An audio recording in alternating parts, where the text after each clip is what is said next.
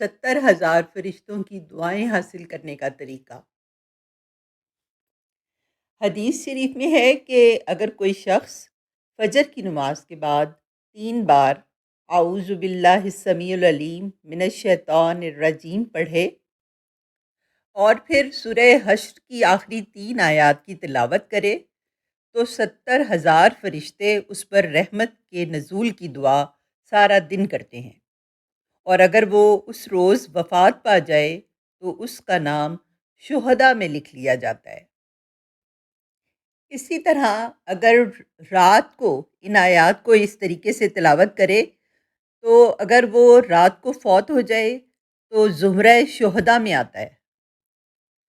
سورہ حشر کی آخری 3 آیات یہاں میں نے لکھ دی ہیں تاکہ آپ کو پڑھنے میں آسانی ہو اور آرام سے اچھی طریقے سے انہیں دیکھ کر آپ تلاوت کر سکیں۔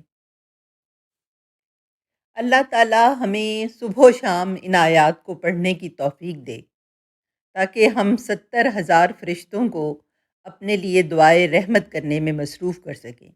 آمین ثم آمین۔ ایسی مزید اچھی اور دلچسپ ویڈیوز دیکھنے کے لیے میرے چینل کو سبسکرائب کریں اور اپنے دوست احباب کے ساتھ شیئر کریں۔ جزاک اللہ خیر۔